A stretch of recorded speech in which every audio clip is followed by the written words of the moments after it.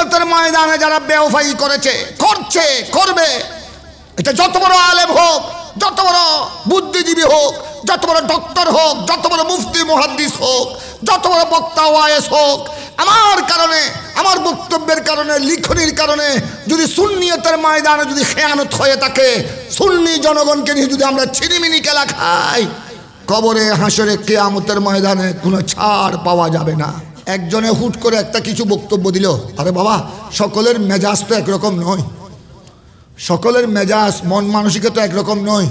কিছু সালেক আছে, কিছু মজজুব আছে। ওই আমার সালেক হুজুর, আমার মুফাসসির মিয়া, আমার জামতা, সবাই তো আর উমার মতো সালেক নয়, কিছু মজজুবও তো আছে।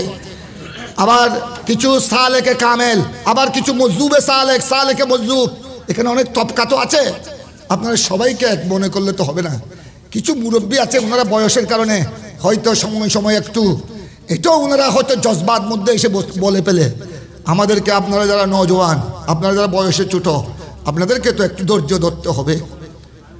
ধৈর্য ধরন ছাড়া, কারণ যারা আমাদের সুন্নিয়তের ময়দানে, আমি সবসময় বলি, যাদের আকীদা সহি, যারা আল্লাহ প্রেমিক, রসুল প্রেমিক, ওলি প্রেমিক, যাদের আকীদার মধ্যে কোনো ত্রুটি নাই, লিখনির মাধ্যমে, মৌখিক বক্তব্যের মাধ্যমে হয়তো কারো কাছে ত্রুটি ছিল, কিন্তু সে আল্লাহর সামনে তওবা করেছে হাজার হাজার মানুষকে সামনে নিয়ে, সুতরাং এরও আমাদের এখন ইমানি ভাই হয়ে গেল।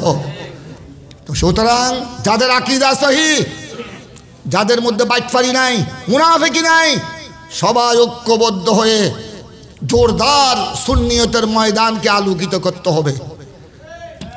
আর হ্যাঁ, যারা বেয়াদব, যারা গুস্তাখান রসুল, গুস্তাখান আউলিয়া ইকরাম, আল্লাহ রসুলের শানে, সাহাবা ইকরামের শানে, আহলে বাইত রসুলের শানে যারা বেয়াদবি করে, যতক্ষণ তারা খালিস নিয়তে তওবা করবে না, ততক্ষণ পর্যন্ত সুন্নি মুসলমান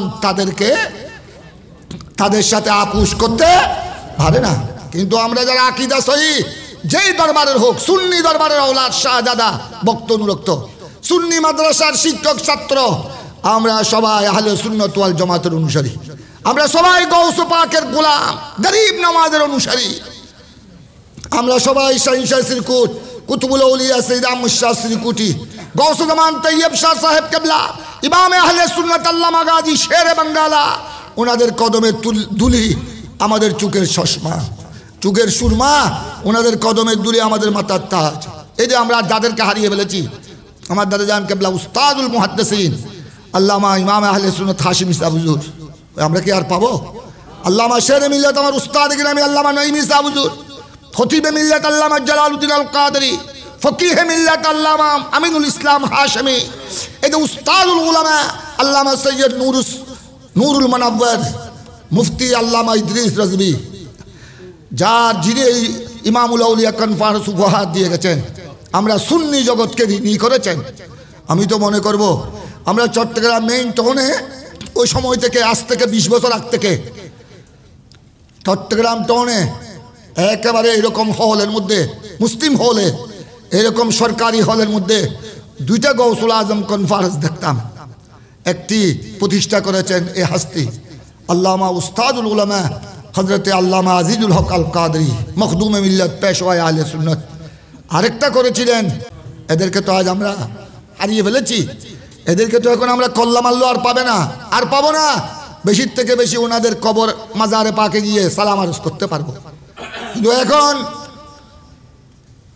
যাদের মাধ্যমে আমরা সুন্নিয়তের ময়দান পেয়েছি, এটা আমাদের বাহাদুরি নয়, এটা সম্পূর্ণ ওনাদের বাহাদুরি, ওনাদের খেদমত।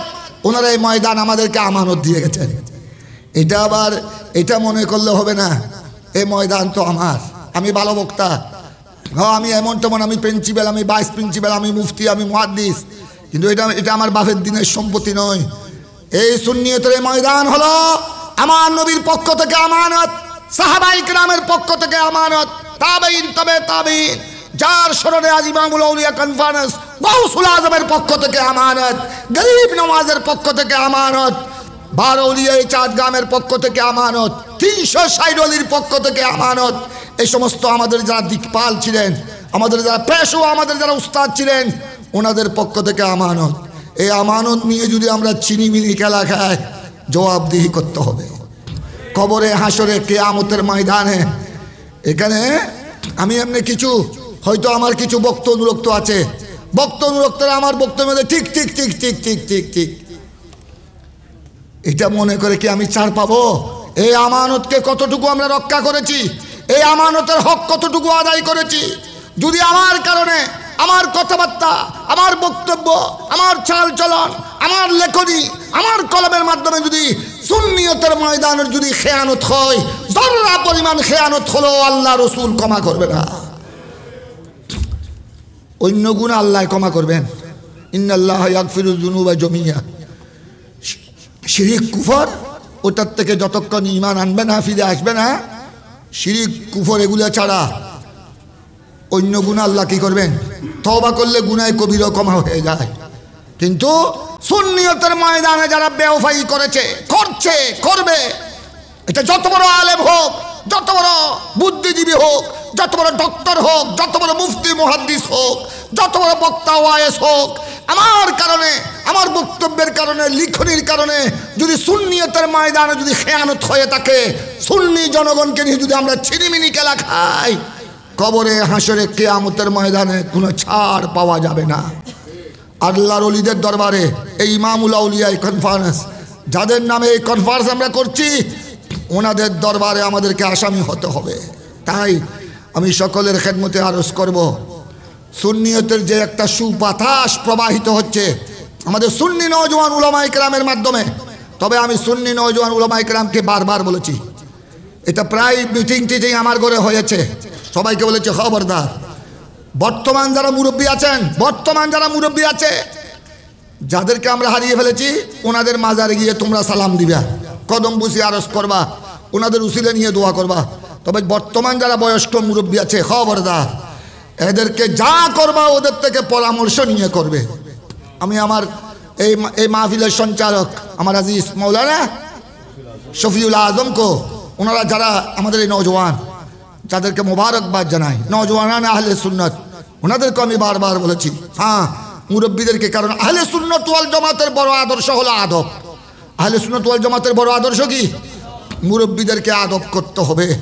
সেজন্য তোমরা যেটা করো, তোমাদেরকে মোবারকবাদ। সুন্নিয়তের ঐক্যের জন্য তোমাদের এই অবদান, এই খেদমত সুন্নিয়তের ইতিহাসের মধ্যে কিয়ামত পর্যন্ত লেখা থাকবে। সুতরাং তোমাদেরকে বড় অত্যন্ত সতর্কতার সাথে কদম মারতে হবে, তোমাদেরকে সংযমী হতে হবে। অনেকে অনেক কথা বলবে, এটা আখেরি জামানা, ফিতনার জামানা, সকলের মন মানসিকতা এক নয়, তোমাদেরকে সব কিছু সহ্য করতে হবে। কেউ গালি দিলে এটা সহ্য করবা, ওই গালি তোমার নাজাতের ওসিলা হবে। তোমাদের উদ্দেশ্য হলো সুন্নিয়তের ময়দানকে সুন্দর করা।